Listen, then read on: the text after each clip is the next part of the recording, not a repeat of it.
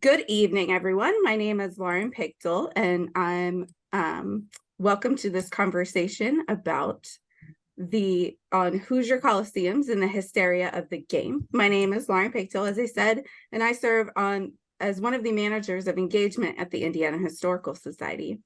My role tonight is to get us introduced to the program, technology, and then guide along what will be a great discussion, I am sure. It's so wonderful to have you all with us. At the Indiana Historical Society, we are Indiana Storyteller, connecting people to the past. It is our mission to collect and preserve Indiana's unique stories, bring Hoosiers together in remembering and sharing the past, and inspire a future grounded in our state's uniting values and principles. We fulfill this mission by collecting millions of paper-based objects, including books, letters, photographs, and more, as well as other story-based mediums such as oral histories, videos, and some born digital content too. As a Smithsonian affiliate and a member of the International Coalition of Sites of Conscience, we are thrilled to jump right on into this conversation tonight. So tonight's game plan is for Matt, Noah, Greg, Kyle, and I to chat for about 50 minutes, and after that, we'll ask you all in the crowd to ask whatever questions and maybe share some great stories too with us in the chat. Feel free to ask questions all along the way, and we will keep track of those and incorporate those into the conversation at the end. And as the conversation goes on, my teammate Bethany on tech support might be pulling up some photos provided by Greg and some links. Don't worry if you miss any of those links, or if you're not able to look at them right now, we will include them in your follow-up email after this program. Tonight's conversation is being recorded. You can catch that replay for all the action on our website, indianahistory.org. And in the upcoming weeks, we are working on adding more digital content so you can catch it on our website too. So first, I want to thank the Indiana Basketball Hall of Fame and Indiana Landmarks and author Kyle for sharing their time and expertise with us tonight. So for tonight's starting lineup, we are led by Matt Martin, Executive Director of the Indiana Basketball Hall of Fame, Noah Dahlquist, Publications Coordinator at the Indiana Basketball Hall of Fame, and a former teammate with us here at the Indiana Historical Society, and Greg Sakula from Indiana Landmarks, as well as Kyle, who's written an awesome book that I had that we'll mention later on. I had the title... Oop, I was looking at the wrong document. That is Historic Gyms, Discovering Bygone Basketball Landmarks. So I'm really personally grateful to share the floor with you three tonight. Up front, I should share that I'm not a native Hoosier. I moved here 7 years ago to join the Indiana Historical Society team, but I did grow up loving basketball. I played in multiple traveling leagues as a kid and played a bit for school as well. I grew up traveling over to State College, so Penn State University, being from Pennsylvania, and watched the girls basketball team at Penn State play, even getting the loudest fan award one time at a game, and I was in the nosebleed section. And then I even have a connection with my grandfather, both my grandfathers played. My pap was on a 1942-1943 Pennsylvania District 6 championship team. And my other grandfather drilled me a lot on layups and foul shots. And he also taught high school and coached the high school girls basketball team for a time. But being here in Indiana, I know it's different. I felt that as soon as I got here. The love of the game is wildly different. And where I'm from, it might be a little bit similar to high school wrestling, but it's still nowhere near that. So a friend of mine from back home in Pennsylvania, his mom reached out to me when she saw I had shared that I was part of this event on Facebook. And she recently shared with me that she had grown up here in Indiana, which I did not know, and shared a story that when she moved here to Pennsylvania, she was so confused by the very small size of the high school gyms. And why in the world you would build a high school gym that didn't even fit the entire student body. It was so confusing to her, but that's how it is in Pennsylvania. And so when I moved here, I felt this high school gym nostalgia memory, this Hoosier hysteria of these high school cathedrals that are Coliseums, and just so much magic attached to them. And learned that if you haven't watched the movie Hoosiers, you really aren't one, even if and so I'm thankful to be in a state with such a love for the game, and I am excited to learn so much more tonight with all of you. And so with that, I would like to toss it over to our panelists to just introduce yourself quickly and share with us your particular connection to high school Hoosier ball and its legacy gymnasium. So I might toss it to Kyle first. Oh, wow. Okay. Uh, well, like you, Lauren, I'm not actually from Indiana originally, but I grew up in a little town. Well, not so little, but Lincoln, Nebraska. But before I moved there, I lived in a even smaller town where my dad coached high school basketball for up until I was probably 10 or 11. And then I went to Missouri, lived there, worked there, went to college there, and moved here about 16, 17 years ago, I would say, and I've been here ever since. So I guess my connection to basketball goes back a long way, back, to as long as I can remember. Growing up in a little gym that I'd go to when I was a little kid, and a lot like the gyms I ended up writing about in my book. It was a little town that still had its own school, and which is pretty rare anymore. It doesn't exist anymore. Kind of like a lot of the gyms I wrote about in the book. But I've, lifelong lover of basketball, lifelong sort of historian. I like history. So it kind of fits with what we're talking about tonight. But yeah, you mentioned the book I wrote. I think it was in 2009 or 10, right around in there, 8, 9, 10.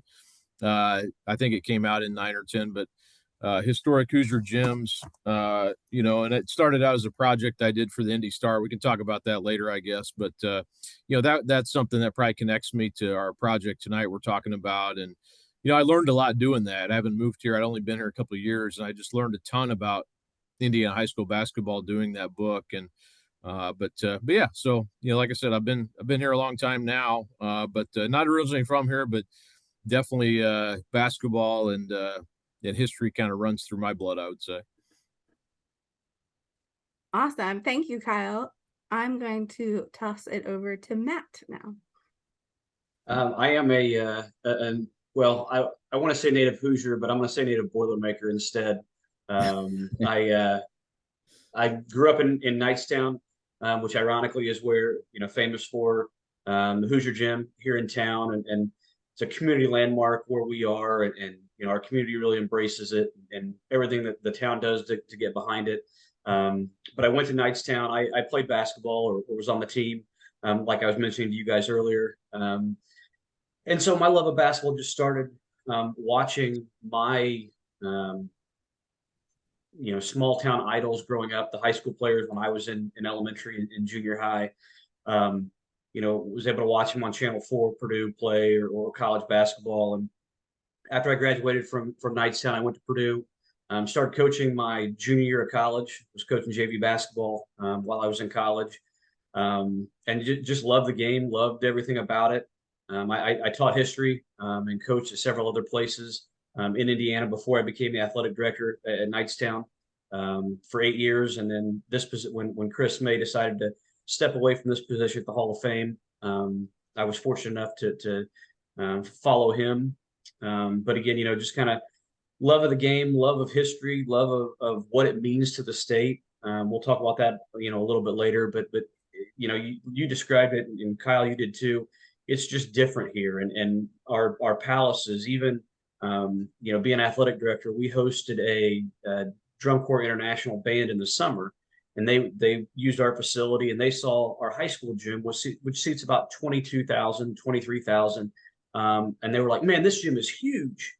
And I said, "Well, go down the road 15 miles, and you'll see the world's largest high school gym. Our gym isn't really big compared to many gyms in the state." And they just couldn't believe it because, again, many places their gyms seat several hundred or 8,000 if they're lucky. And so again, Indiana basketball is just ingrained in me and who I am, and I love being able to be a part of it and speaking on it. Thanks, Matt. Greg?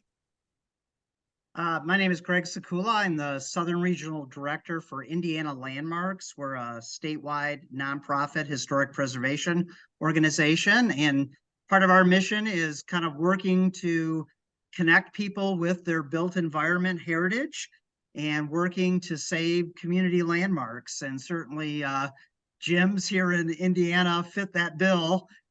So my connection, I was not a basketball player growing up. Grew up in the Chicago area, so watched the Chicago Bulls and attended professional basketball in my own high school. And basketball is pretty big in Illinois, the neighboring state, but doesn't come close to what it does here in Indiana. But I have been involved professionally over the last 21 years as Southern Regional Director in a couple of preservation efforts to save historic gyms, and we'll talk about some of that later on today. So that's my connection. Thanks so much, Greg. And last but certainly not least, Noah. All right, so my name's Noah, but I am the publications coordinator at the Indiana Basketball Hall of Fame. I started in January and was lucky enough for Matt and the team to hire me on. I grew up here in Indiana, in a small town in northern Indiana, Rochester. Played high school basketball in Indiana, but really the love of it and the history of the game and high school basketball in particular started when I was a little kid. My grandma went to a small high school with a graduating class of about 15 people, and their high school gym, and it consolidated into another high school. It still stands today. And I remember her taking me in there for the first time, and I was hooked on the history, and have been lucky enough to kind of get my dream job at the Hall of Fame and work on our Indiana Basketball History magazine that goes out to all our subscribers and telling the stories of Indiana high school basketball history. And yeah, I'm excited to be part of this conversation. Thank you, Noah. So we've all talked about why Indiana just feels the love of basketball just feels so different here. And so I want to expand on that more. So obviously Indiana has this very long-standing tradition and history with basketball, with the sport quickly growing not long after its 1890s creation by Naismith. And the first game in Indiana occurred in 1894, just a few years immediately after that creation.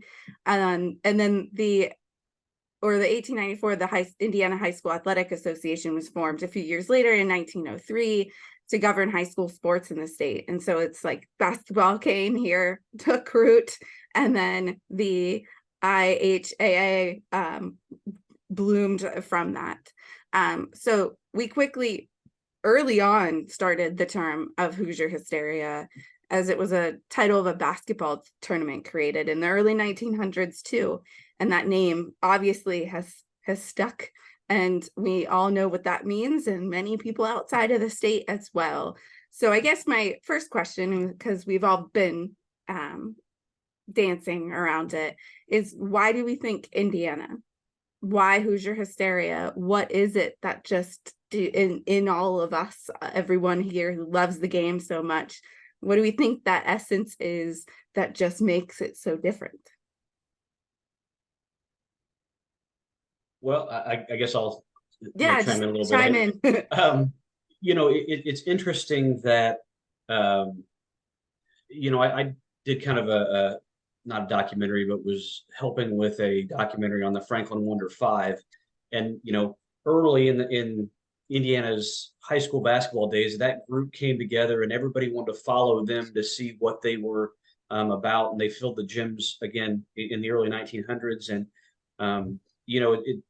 once Dr. Naismith invented basketball, you mentioned several years later, the first game was played in Indiana in Crawfordsville, and Naismith visited Indiana to watch his game, his creation.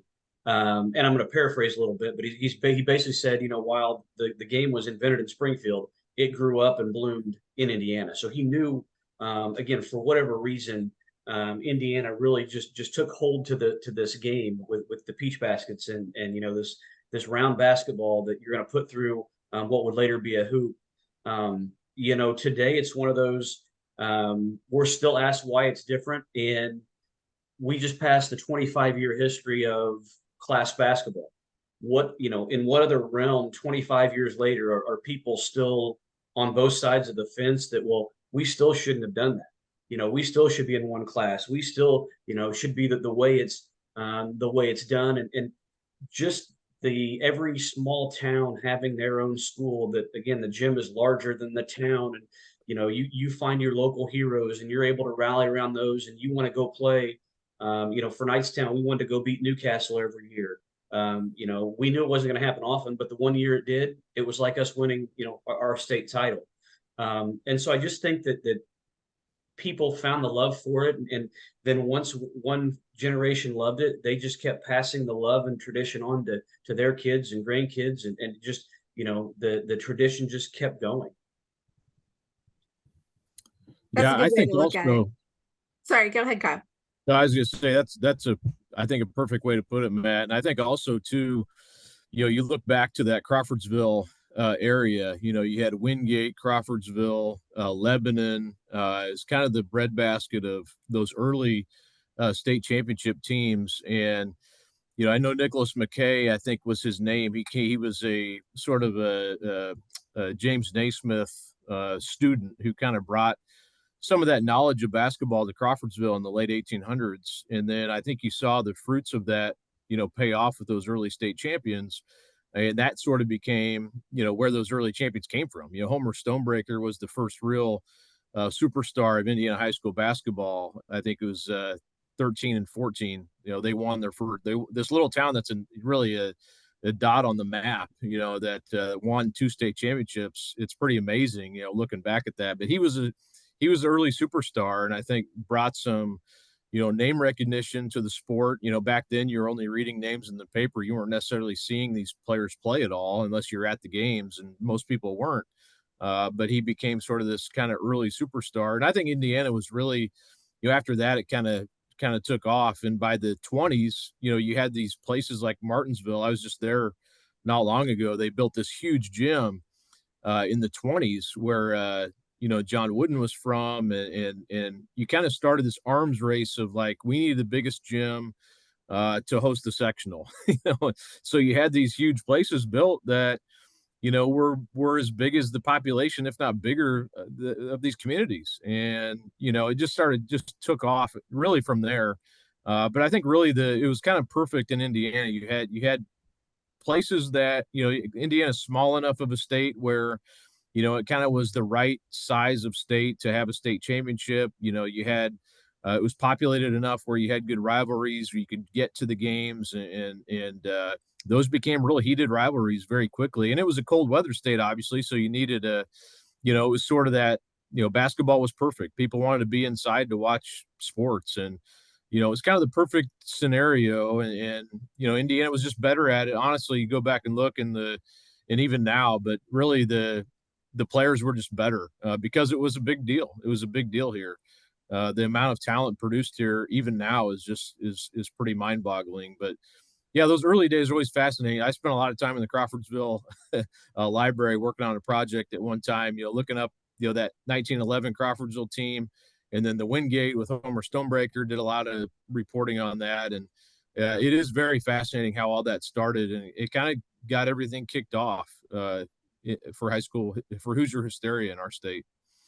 Yeah, I was reading that some of those earliest teams and earliest games were really just more of community ball, where people were of different ages and traveling together. And that was kind of the reason that the Indiana High School Athletic Association was put together, was to put some policy and management around minors and not minors playing together and traveling together, and like needing to stay over places together, which is just a wild thing to think about, because today everything is so regulated. It's the school team, it's the university or college team, and the ages make sense within those, whether you have grad student or not. But yeah, those are the stories that are so fun to find, that feel so different from today. I think another aspect of it is the fact that, the basketball stadium, the gymnasium, really was kind of the public square for people to gather, on a Friday night to watch basketball. And particularly during the, as was mentioned, the doldrums of winter when, folks were itching to get out and do something. This was an opportunity to see other people, watch their kids play, see some great talent. And, many of the Indiana fundamentally is a state with a lot of small towns. And, a town might not have a movie theater. You might have to drive 20 minutes, 30 minutes to the next largest town to go see a movie. But by golly, most towns had a school with a gymnasium, and this was the place where they could connect with people. And it really helped build community beyond just the sports aspect of it. Yeah, I agree. For me, the fascination with Indiana high school basketball has always been just a sense of community. I mean, it's always been that. And I think just hearing stories from, people who grew up in the 30s, 40s, 50s, they'd go to the high school basketball game. Then afterwards they'd go get ice cream with everybody, like the town, or, if it's an away game, they're following the team bus all the way to the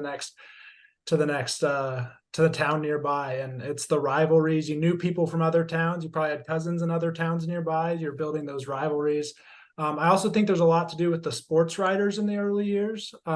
William F. Fox, who wrote for the Indianapolis News, he had the first Indiana high school basketball kind of article that they'd publish it in the Indianapolis News, but then it would also get published, in other newspapers as well. And he would write about teams all over the state. And I think just it latched on. People just read it and people paid attention to it, and people learned about their heroes that, Matt talked about, like there's legends in every town, and people got addicted to it.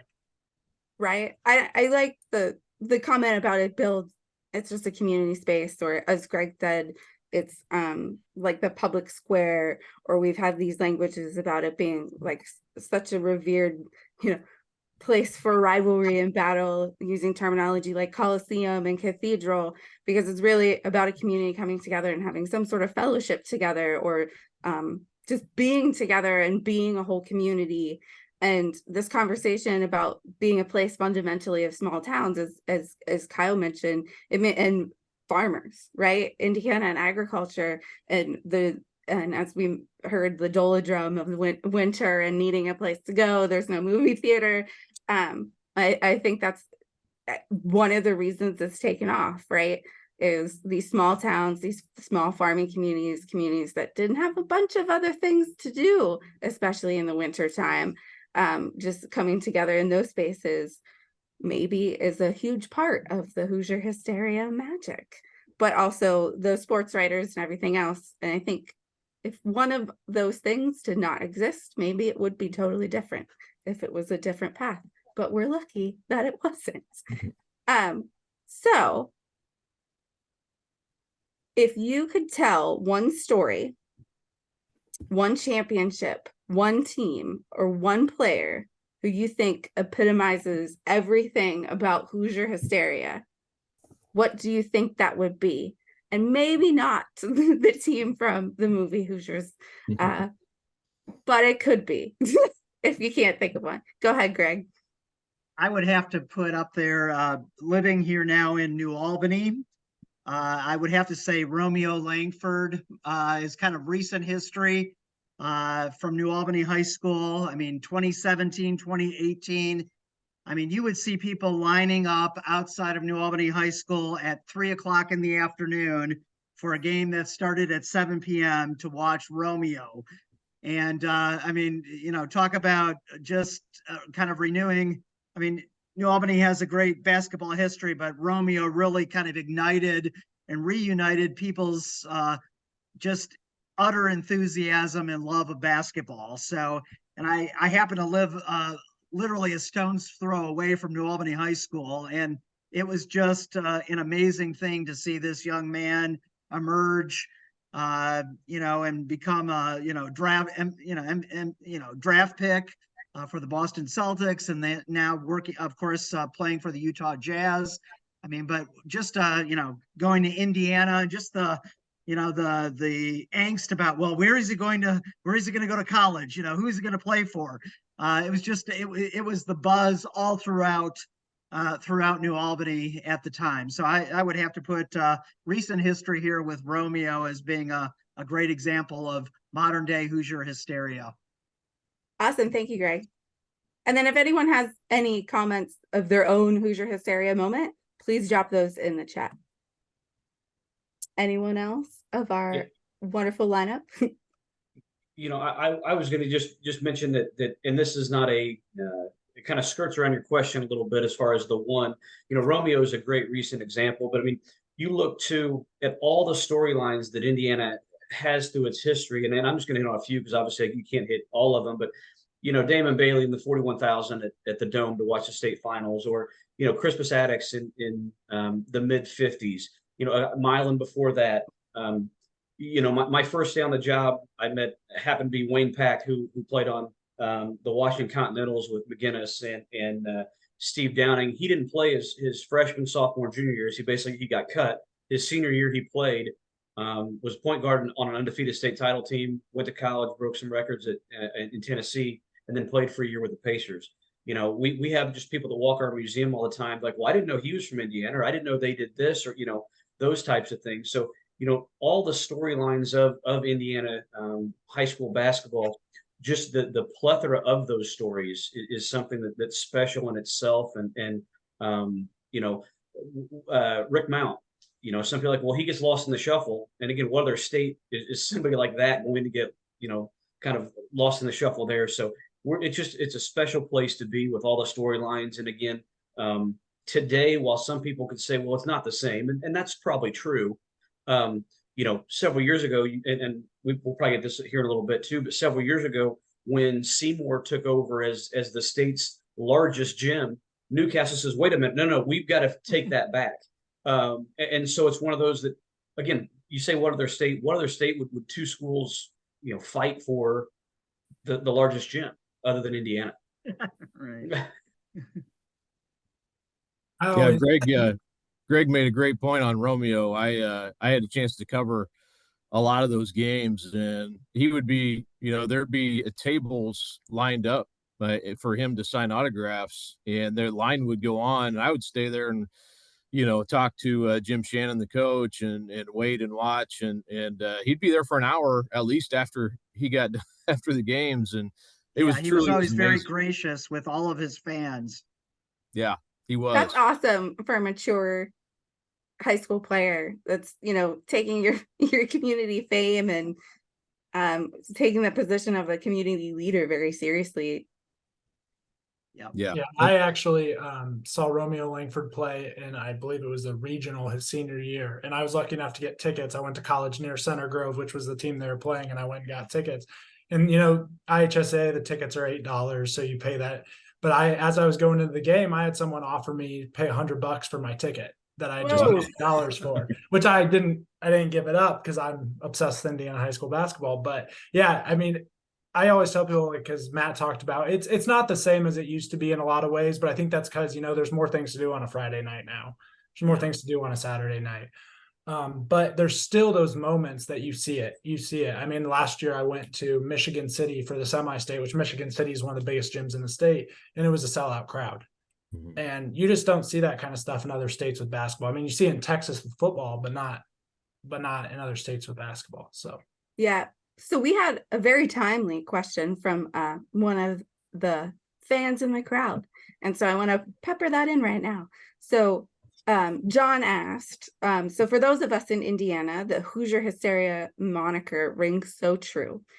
For people traveling into and through the state, how does the true essence of this hysteria get communicated to visitors coming into or through the state? And does the movie Hoosiers carry most of the weight for that? Or did the movie Hoosiers do that mostly for Hoosier Hysteria to out-of-staters?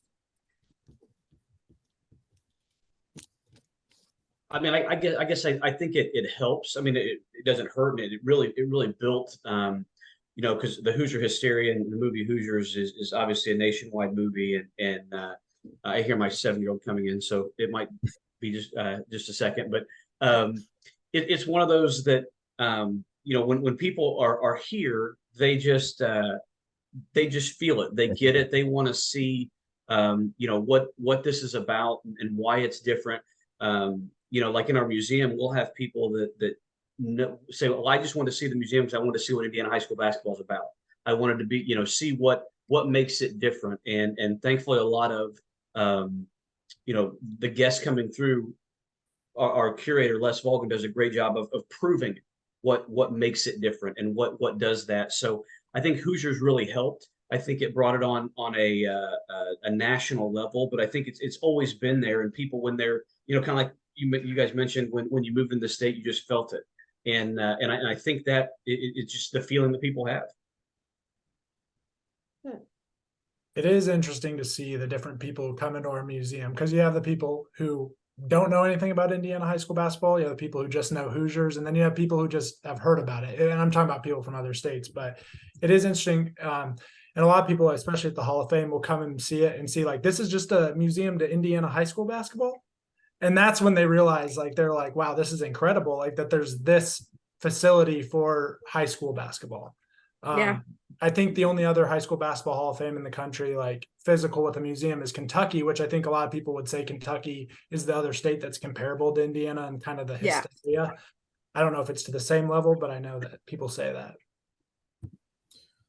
Yeah, to that point, I had a chance. I think it was 4 years ago, 2019. There was a man named Javier Puertas came from Spain, and he had been a lifelong fan of the movie Hoosiers. Chris May was still working at the Hall of Fame at that time, and he'd been in touch with Javier, and he said, "Oh, Javier's coming over to, he's finally he loves this movie. He's never come to Indiana before." So they lined it up for him to come to Newcastle, see the gym, come to Lebanon. I think he went to Kokomo, several other gyms. And I was there when he came. He walked inside Newcastle in the field house, and he literally started tearing up. He could not believe what he was looking at. And one of the biggest memories I have, not only that, he took his shoes off to walk onto the parquet, floor there at Newcastle. And I was like, man, this is a guy he's not from here. He's not even from America. And this is the reverence he has for, basketball, the state of Indiana. And all he knew it through was from watching Hoosiers. And he just loved this movie. And I know Hoosiers gets a lot of publicity, and rightly so. But I think that goes to show the, kind of the span, the reach it has. And, and that was really cool to see in person, to be there and be like, man, this guy, he really gets it. He really understands it. And all these places, I went to a few other gyms with him, and he was just amazed, and he would shoot baskets in each one. And, but yeah, I mean, that was an eye opener for me to see somebody who had that, who's not even from America, who had that sort of reverence for Indiana high school basketball. Yeah. So I have a couple questions that I want to make sure we have time for before we dive into more incredible stories and questions from any of our guests too. But I know that a few years ago, Kyle, you mentioned that there was a project that you worked on with the Indy Star and some other folks, and also leading up to your book. So I'd love if you could just share a little bit about that with all of us. Yeah. And there's been a couple different projects that we've done. I mean, the first one I did that kind of kicked off the book was, sort of I wanted to go to these places that, basketball, these gyms in these little towns that still existed, and what happened to them. Are, some of them were, community centers, or some of them were elementary schools. Some of them were sitting there just falling apart. Some of them, they were basically gyms in these towns that didn't have schools anymore, had been consolidated. And sort of the reason I wanted to do that was because I knew these places would no longer exist after a certain amount of time, or, that maybe they would in some sort of other capacity. So I started going out, and I think the first one I went to was Economy, Indiana, which, is sort of over by Newcastle area, roughly. And I drove over there, and I think, coming from somewhere else on another assignment. I drive by, and you could look, and there was people playing in there, and I had no idea, that there would be anybody in there. And, started looking around, took some pictures, and it doesn't take long to look around. It's so small. But but they were like, yeah, people used to sit up here on the wood beams, and like, really? I mean, it looks like a barn, really. So that kind of kicked the whole thing off. I think I went to like 150 different gyms. We did an online map, and so you could scroll over and look at pictures, and it had little captions on each of the gyms, and so that sort of turned into the book I ended up writing, and I just wrote like little stories on each one that had photos. We ended up condensing it to 100 of them. I mean, I would love to go back and like, like I said, this has probably been 13, 14 years ago. But I'd like to go back and see what happened to all those places. I do go by some of them now and then if I go through those towns, but yeah, I know some of them aren't around anymore, and some of them shortly right after that got torn down. So, and that's sort of the reason I wanted to do it. Like I said, is to get those stories down. And I remember the very first book signing I went to was in Sullivan, and I'm thinking like, no one's going to come to, no one's going to, no one's going to come to this, and we sold out all the books. I had to come back again the following week. And not that the book was that great, but Sullivan was on the cover, the old gym in Sullivan, and they had great photos of it. And it turned out, it was just kind of, it was very fulfilling to me that happened that way. But yeah, so that kind of was the part of that project. And like I said, we've done other we did a one on the biggest gyms about 2 or 3 years ago.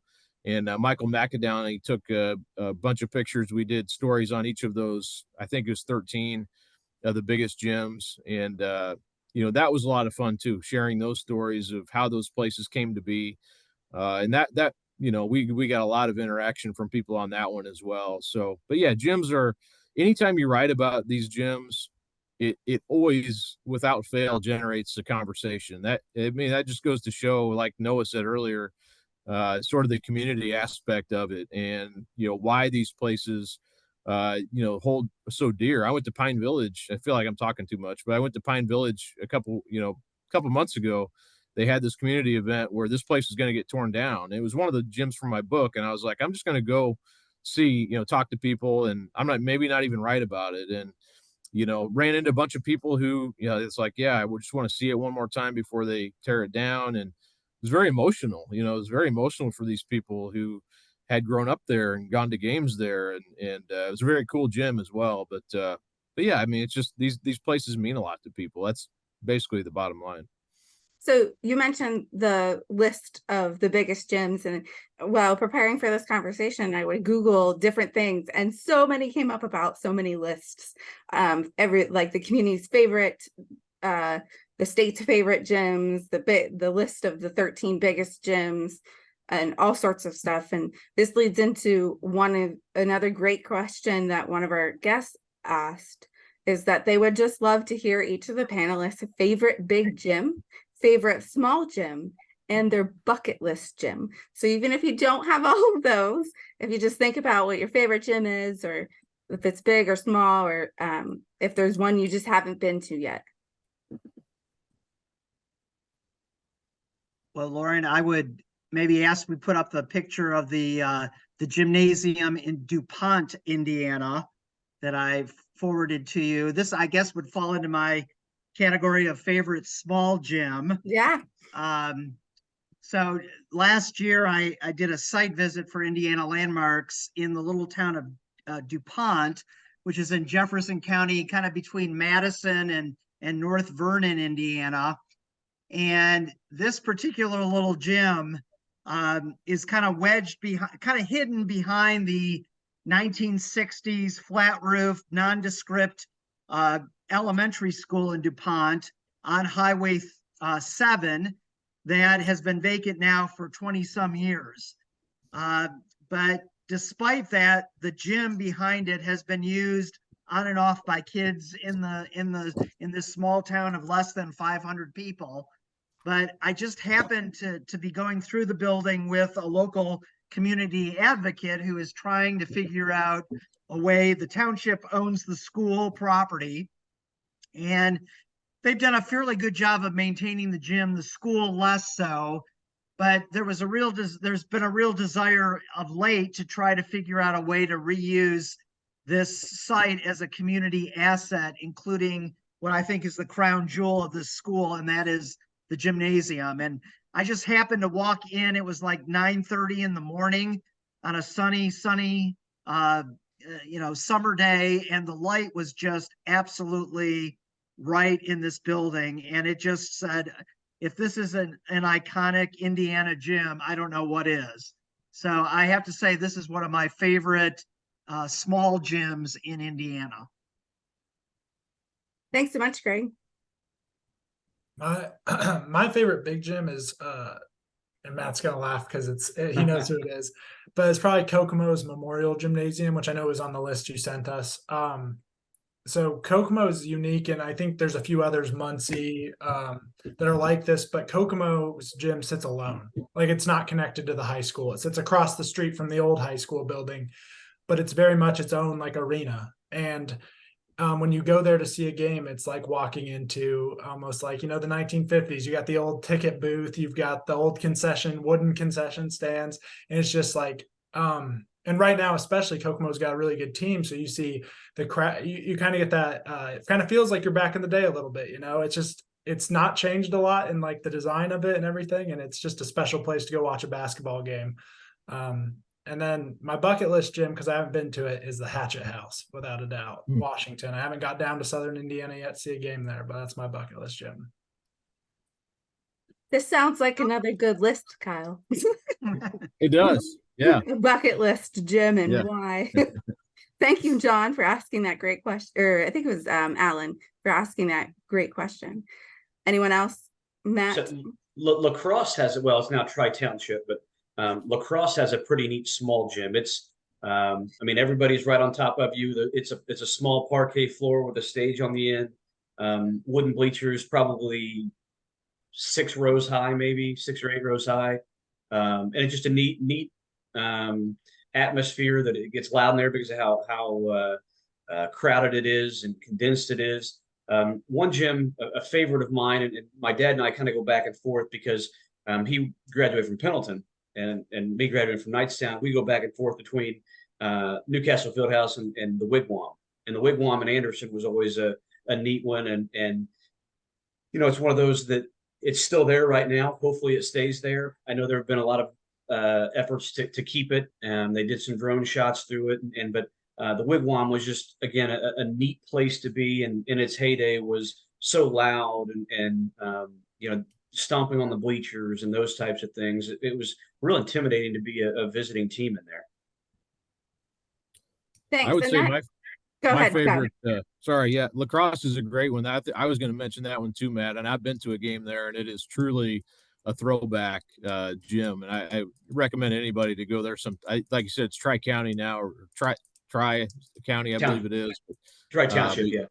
Tri-Township, yeah, but they still play there. But I would say my favorite big gym is probably one that's maybe not quite as big, but Southport Fieldhouse that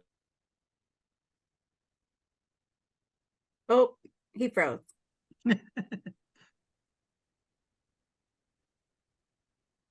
Okay, so Kyle's still frozen. He's back so now. I think he. Well, I'm gonna maybe not. Yeah, I'm gonna move on to ask Greg a question. So we had some great conversation, and it kind of started to head this direction. Kyle's back. Go ahead and finish your thoughts. where did I leave off? Southport. Southport, yeah. That always feels like a home to me. So I would say that's probably my favorite one to be at. But yeah, like Noah said, the Hatchet House, I've covered some packed houses there. Seymour, probably the most memorable game I've ever covered was the New Albany Warren Central game in 18. And unbelievable atmosphere. It was amazing at Seymour that day. Electric atmosphere. And Mishawaka is the one I need to cover a game there. I have not been there yet. And I think one thing that stands out about Mishawaka with that beautiful kind of collegiate Gothic school building. I think I've got a picture of that one too. But what's so great about Mishawaka is that they've done a great job of preserving their gym as part of their school plan. It's not one of those. They've done refurbishment, but it's just this looks like an East Coast, you know, uh, private school, but it's Mishawaka High School, and you've got the gyms, the kind of the athletic facilities kind of flanking the main school building there. But they've done a great job of not only maintaining but refurbishing and refreshing the gym and other athletic spaces in the school. So they are really from our standpoint, one of our preservation heroes, just because of their longstanding commitment to the preservation of these wonderful spaces in their historic school complex. Yeah, so I noticed from one of the many lists that I was looking through, learning about the cave at Mishawaka. I had not heard of it before, and did some digging around, and it is quite a unique shape. And it was fun to see where players commented that it felt like they were playing in a swimming pool. Cool, yeah. And you can definitely see that in this photo. Just I sometimes think about that with these just colossal stadiums and such. Just these are like young kids playing still, again, that are carrying such this weight of maturity about them, of community with their eyes on them, and they're kind of in a fishbowl and everyone's just looking at them. So and Lauren, back in the day, like there were schools like you said high school kids. There back in the day, there were schools you had to get on like a raffle to get season tickets for a high school game. And first of all, that there's season tickets for a high school game is a foreign concept to me. That's amazing. And so while we have these conversations about preservation, this ties seamlessly into some important work that Greg and Indiana Landmarks have been working on. And so many of these, and many of the best high school gyms that have all these memories that are on all of your lists of favorite small, big, and bucket list gyms hold these titles for their longstanding tradition, architecture, and history within their community, which translates to these high capacity buildings, heavy bleachers and seating areas, and large roofs needed for these unobstructed views in historic buildings. And we all know even office buildings today that are built in the 1990s have a lot of wear and tear and need updates and stuff. So it's very fascinating that these places that bring in thousands and thousands on a regular basis for decades or longer are still going or need a little help, and when they've gotten that help. So a lot of these older gyms, as you talked about with Mishawaka, have received these spaces or major renovations or expanded seating, like we talked about the Seymour and Newcastle rivalry for the largest stadium. And so with the pressing need for larger schools and more modern accommodations, I liked how Noah talked about, well, Kokomo is across the street. It's like a separate thing. It doesn't impact students' learning environments.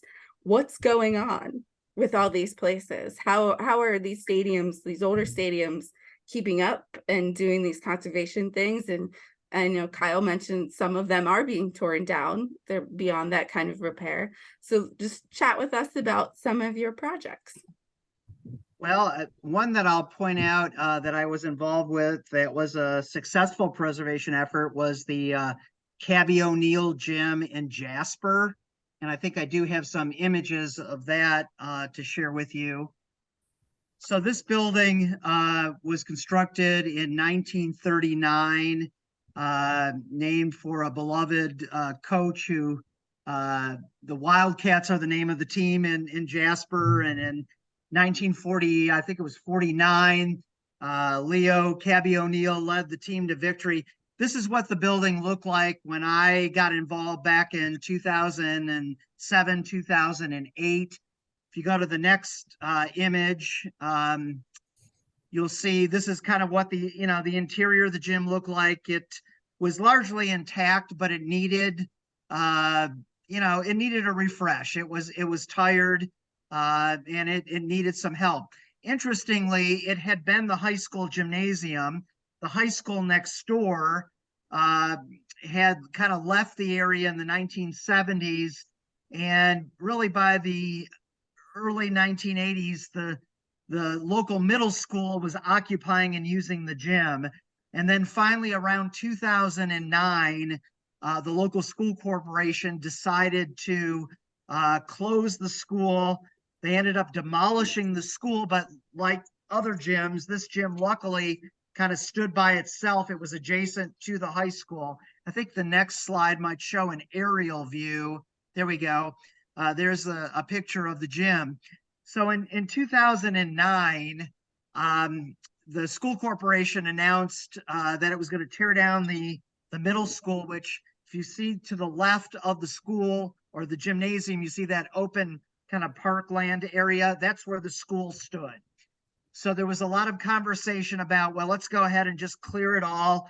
There was a conversation in the community about wanting to potentially locate a new library at this location. And so immediately there was just this outcry in the community that the gym could be demolished, even though it had been underutilized and the high school had a new gymnasium. Joe Rolliter, who was a local basketball wrestling coach at Jasper High School, who was also a former Indiana Landmarks board member, had been involved with a local preservation group in Du Bois County, where Jasper is located. And Joe, along with our efforts with our office, led an effort and a community campaign to save the gym. The library board kind of backed away officially from using this as a site of potential interest for the new library. The school corporation kind of pushed back from its demolition stance, and the community got together and raised a sufficient amount of funds to refurbish the building as you see it here today. And I think the next slide might show what the building looks like as a refurbished gym after the rehab had occurred. Continues to be used by the community today for a variety of events and tournaments. Ironically, in 2000, I think it was 2011, the high school gym's roof collapsed. And they actually the high school ended up kind of with its tail between its legs, coming to Cabby O'Neill and saying, can we use your gym for our basketball program? And it ended up, fulfilling that purpose. But a great success story. And, it took a lot of the alumni as well as the community and luckily the leadership of Joe Rolliter to make that work. One that is still kind of in question that we're working on is the Shields Gym in Seymour. This is the Rivery in New Harmony in Southwest Indiana.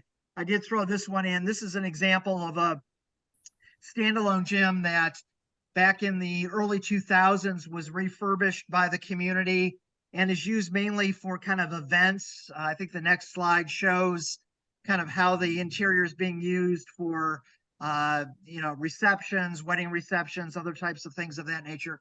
The essence of the basketball character is still there, but it is now used for other purposes beyond its original use as a gym. But it is still a fixture and a presence in the small little town of New Harmony. The next one I think is Shields Gym, which, we talked about Seymour's gym, and of course their current gymnasium, which dates to about 1970, 71, is of course one of the largest gyms in Indiana. And this gym was at its time in 1938 to 1941 when it was constructed, also one of the largest gyms in the state with a capacity of about 3,800 people. And it was on our 10 most endangered list for 2 years running, last year and the year before. I'm actually going to a meeting tomorrow morning on this very building. It's privately owned, and there is concern about the potential for demolition of this building, which is still very solid despite the neglect.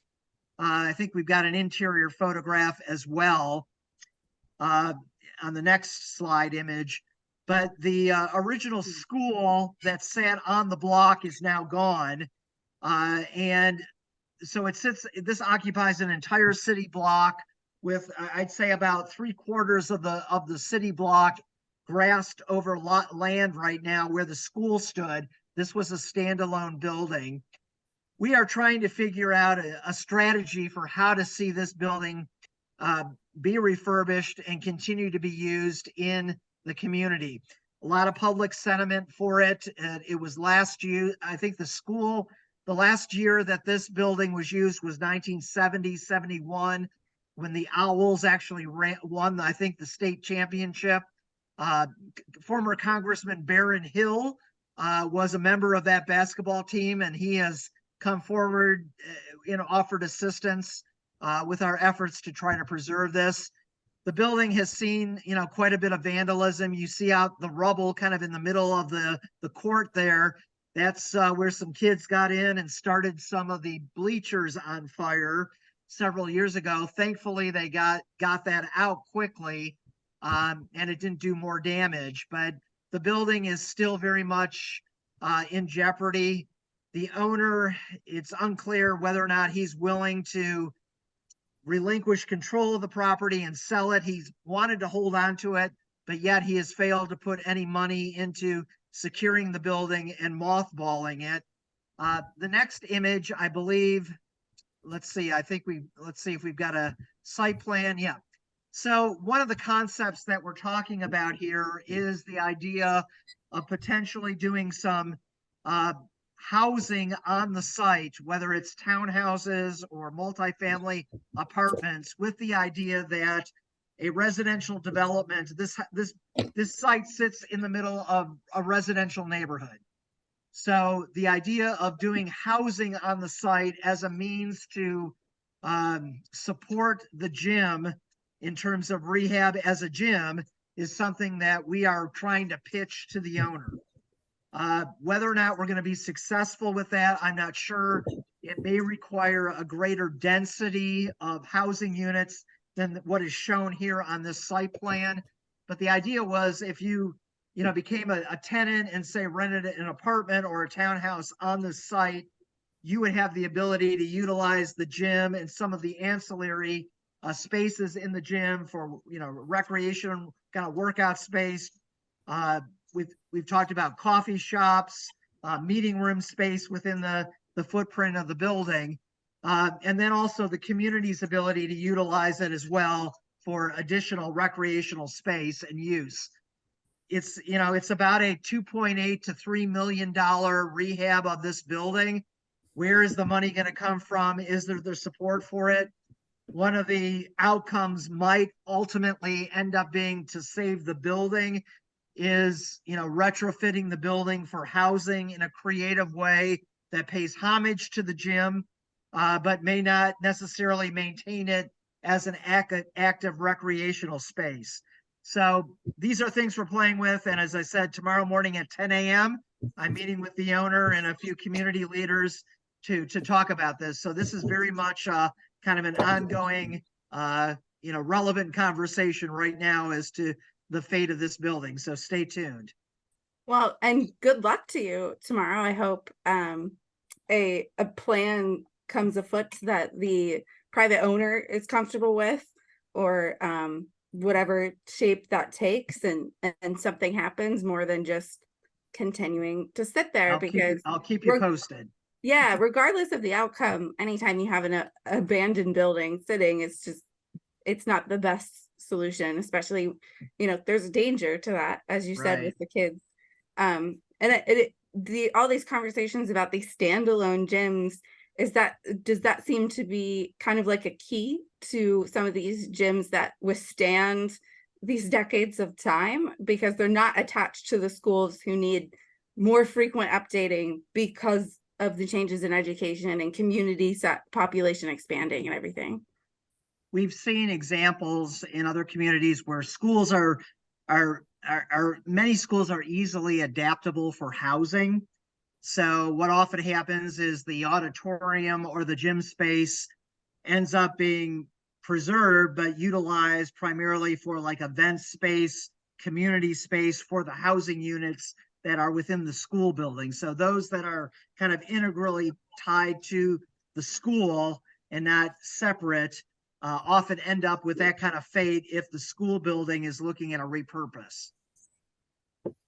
Awesome. So you mentioned the 10 most endangered list and some different resources, and especially talking about this is a current project. Clearly, you have a meeting tomorrow morning. If someone was interested in figuring out how to support Indiana landmarks, particularly in supporting renovations or preservation of high school gyms, where should they go to find out more about who's in danger or which locations in danger and how to support that campaign? Sure. Well, first I'd invite everyone to go to our website at www.indianalandmarks.org. And there they can find information on our map that shows our regional offices. We have a network of regional offices across Indiana. So I direct the southern region, which covers the south central part of Indiana. But I've got colleagues all around the state that work with communities to help preserve buildings. So if you are in a community and say you've got a historic gym that's underutilized or vacant, we can assist you with working with a local nonprofit in your community, maybe to fund a feasibility study to look at, what is it going to cost to fix up the gym? Or, what are the needs that the building has that are a priority, and what is it going to cost to do that? Or, we want to reimagine this space for something else, but we want to preserve the essence of this gym. So are there architects or other design professionals that we can work with that can help us achieve that? Our offices can assist you with that kind of effort.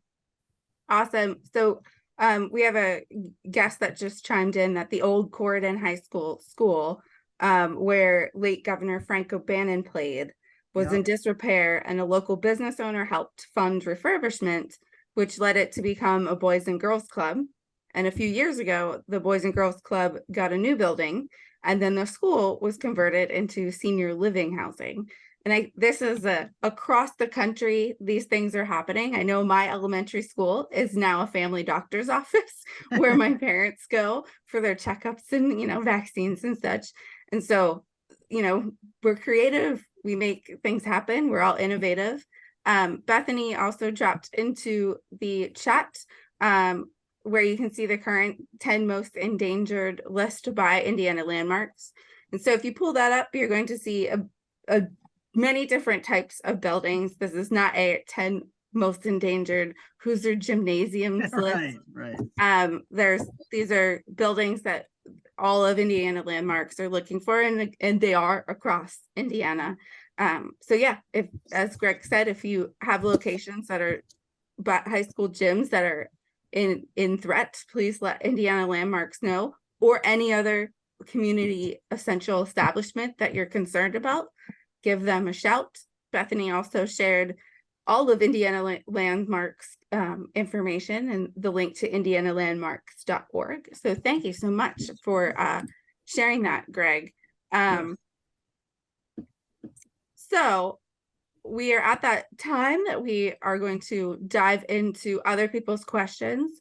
And I had a few comments from other folks that I'll add right now, and then we'll dive into someone's question. So Tom from our crowd commented that about when we were talking about Hoosier Hysteria, he thinks that the college team successes of the 1940s to 1970s at IU, Purdue, and Butler, their coaches, Branch McCracken, Piggy Lambert, Tony Hinkle, Bob Knight, and their recruits from Indiana high schools like Tom and Dick Van Arsdale, Jimmy Rail, John Wooden, Terry Dishinger, and if I'm pronouncing these incorrectly, I'm sorry, Oscar Robertson, Bill Garrett, made huge contributions to the hysteria for high school basketball. And the Indiana-Kentucky Summer All-Star Games was another big factor. And I recently saw they renewed those college Indiana-Kentucky games, and was talking to someone who came to those, who's from Kentucky and came with a friend who's from Indiana, coming to Gainesbridge for those games. So that's very exciting. So one of our folks in the crowd also asked that they would love to hear your thoughts about the part that the game has meant to heralding Hoosier values. So these values of sportsmanship, hard work, teamwork, and the grace of both winning and losing in life. And I especially think of those values being instilled in early in these high school kids who are just so incredibly put on the main stage early in their life. And so, yeah, again, about what the game has meant to Hoosier values of sportsmanship, hard work, teamwork, and the grace of both winning and losing. Yeah, I mean, I'd say that's the whole value of sports that we try to instill in people is exactly that. And no matter if you're playing in a gym that's filled or not, I mean that's sort of the whole purpose, I think, of sports is a sort of a vehicle to success in life. And that's I think hopefully what ultimately we're teaching. And when we were talking earlier about athletes who sort of embody that and I was going to bring up Oscar Robertson, who was just mentioned. I think you just mentioned him, Lauren, Yep. through someone else, but he's somebody who, when you talk about, I think we talk a lot about Milan and the Hoosier story, but there should be a whole movie made about the Addicts teams of the I completely 19, agree. Yeah. the 55, 56. There's a lot there. I mean, there's a lot there, and I can't cover all, but I've covered them a lot over the years. I've covered Oscar coming back when he came back in, I think it was 2017 when Addicts won state, and he was there, and and his reaction when Addicts came back and won state. It was a school that had been closed at one point after he left, long after he left, but come back and they win state, and for him to be there for that, it was such a it was a spine tingling moment to know what he meant to the history of basketball in the state, and then to be there to see his alma mater, and he's waving his towel, and he's all and he's the one who put the medals on their necks. And but there's a whole, I mean, I've read so much about it. I've talked to him about that, other Addicts players from that time period. The first all black school to win a state championship in 1955, and then he won Mr. Basketball in 56 and became basically the best player ever, I think, to come from Indiana. I think you could make a strong argument for that. So I think he's definitely deserving of mention, and I'm glad you did mention him. But that was just on the top of my, I just had thought about him earlier and what he's meant to this state, and especially Indianapolis basketball. I mean, he still carries a lot of weight in Indianapolis, and it was a big deal when he came back here, and he was part of that state championship relatively recently.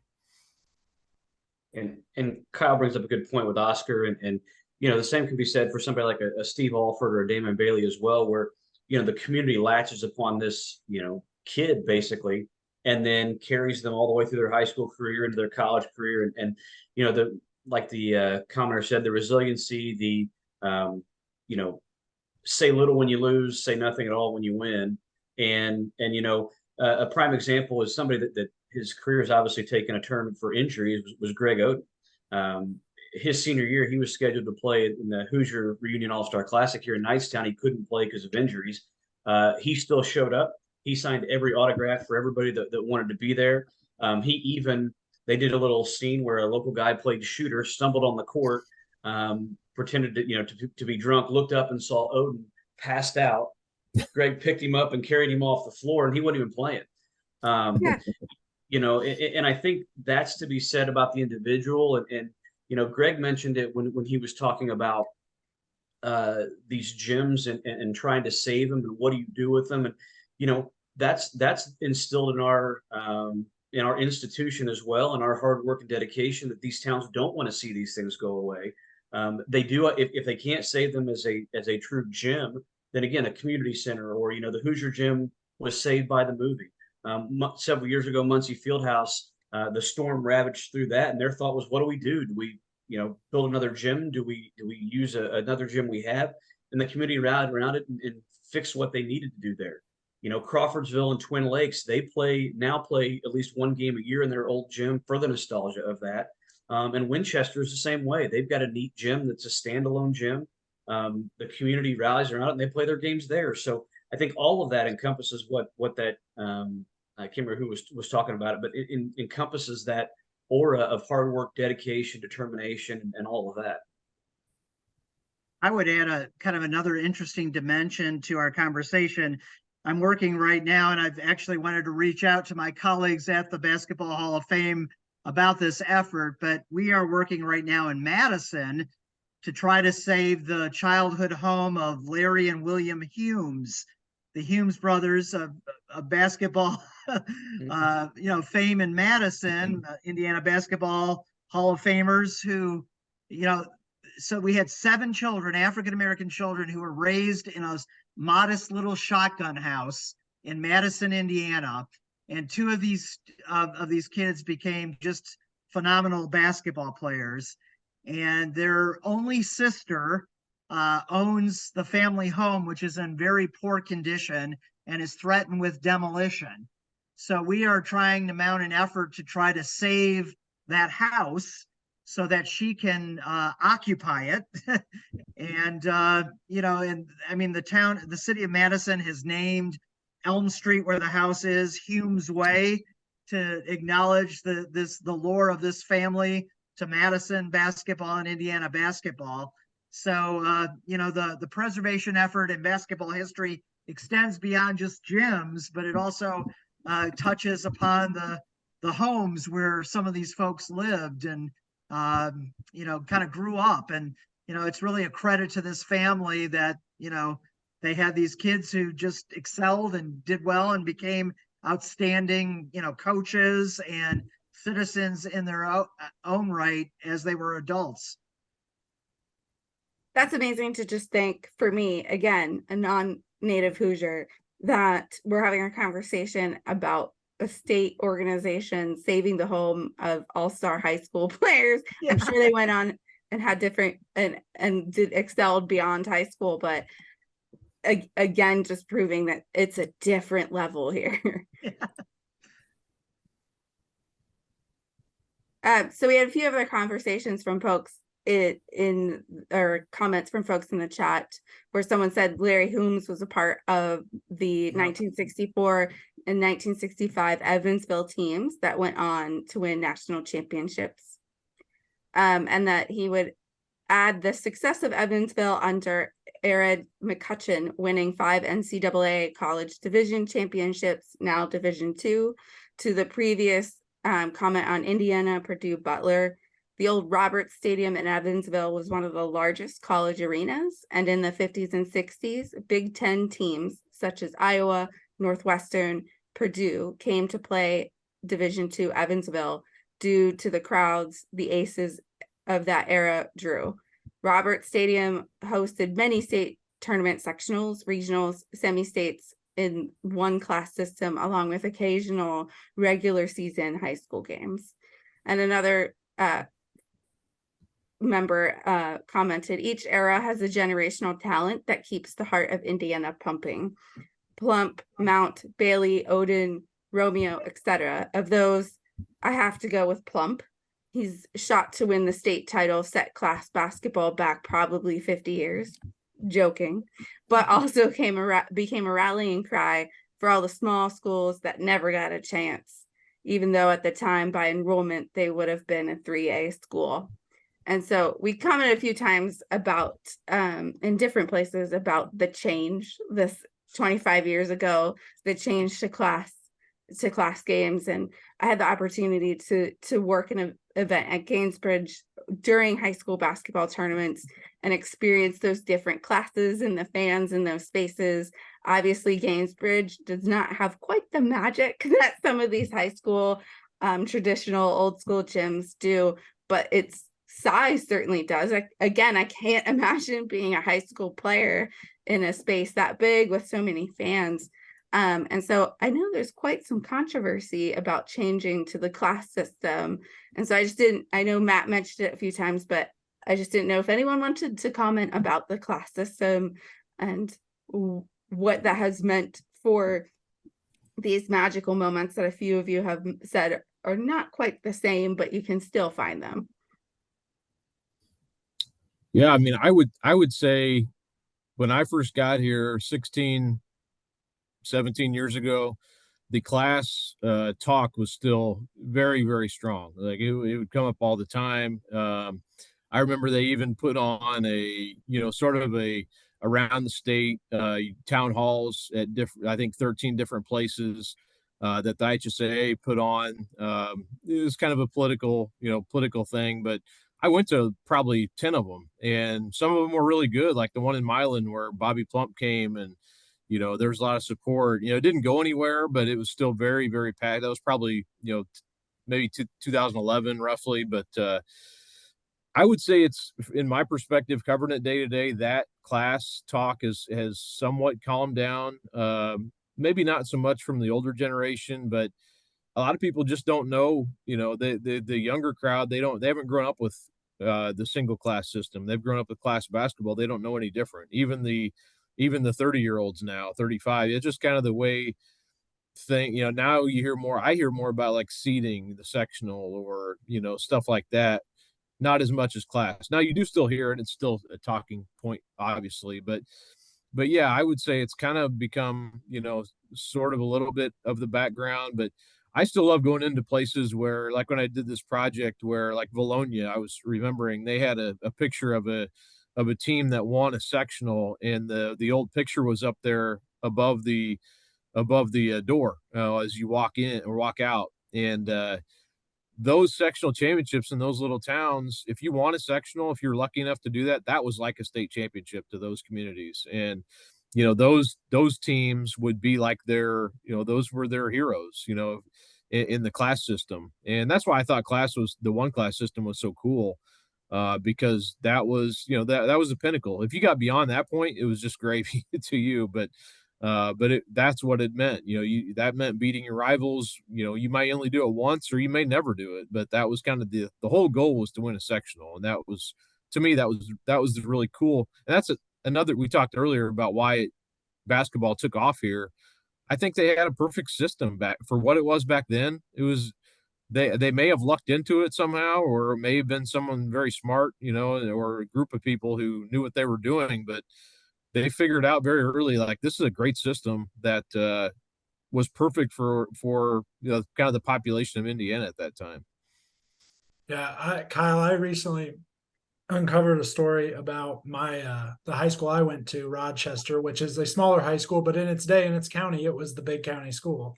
And I think it was 1974, small town nearby, 15 minutes away, Akron.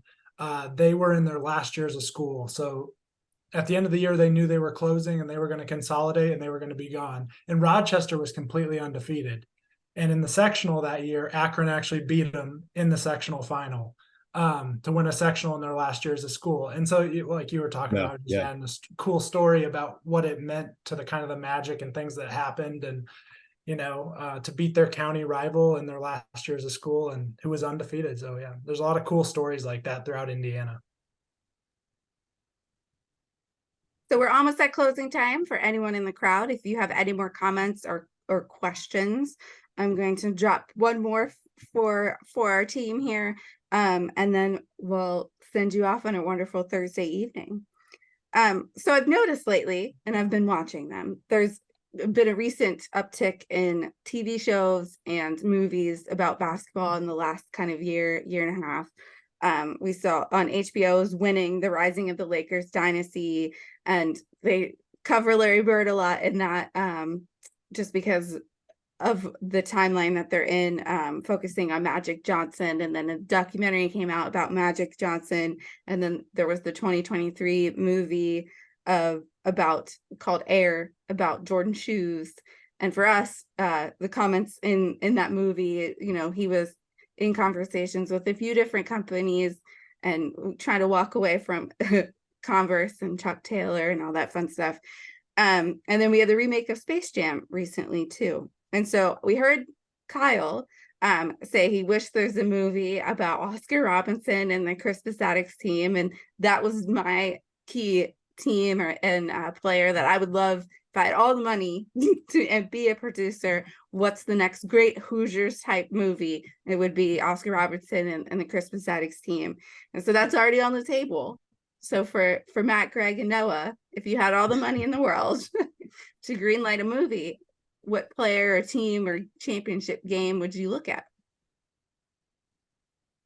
You know, besides obviously it's been hit with Hoosiers and the Milan team and then Christmas Attic. So if we take those two off the table, and I mentioned this a little bit too, but I think it would be neat to kind of highlight the Damon Bailey situation and how you know BNL, the community and the state revolved around him, and you know obviously the ending of that story would be over 41,000 watching a single game, you know, a single high school basketball game. I just think that would be neat to end the scene with the crowd and that story. So you know, we've mentioned that Indiana has um, a uniqueness in how many storylines you could have. You could take it many different ways and many different stories, but and I think a lot of this group's been hit with those two. But I think the Bailey thing would be really neat. I think for me, I had talked to Matt about this actually, but one of our board members, Judy Warren, first Miss Basketball in Indiana at Warsaw, on the first girls state championship team in 1976. And kind of what she went through to persevere to get a girls state tournament, and her and other girls on other teams. And I just think it's a great story because, you know, there's not a girls state tournament until 1976. And I don't think that's talked about enough. And, you know, communities really rally around their girls teams too. And I think that would be a really cool story to tell as well, because Judy's on our board at the Hall of Fame, and she's just one of those women who she's so strong and so determined, and she's got great stories. And I think that'd be a good story to tell. We talked a lot about the struggle for having different representation in women's sports. Last year, we had a conversation around the 50th anniversary of Title IX with a high school athletic director who's now a high school athletic director, but was on the high school student athlete association, as well as the diversity manager or director of diversity over at NCAA headquarters.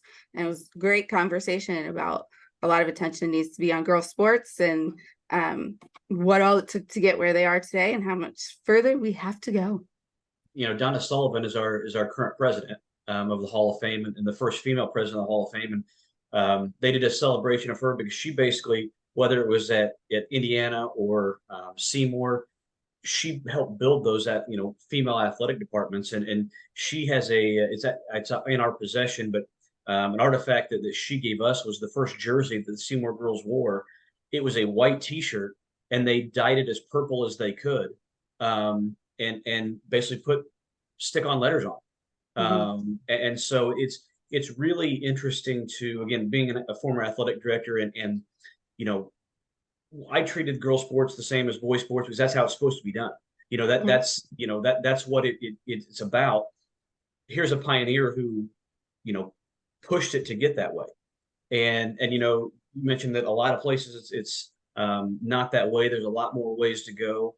Seeing some of the record crowds that college girls basketball are having now. I saw, I think Iowa just released that their girls team with Caitlin Clark is going to more season tickets sold than their men's. And so it's just interesting to see that pioneeriness of, like Noah mentioned, Judy and Donna and that group.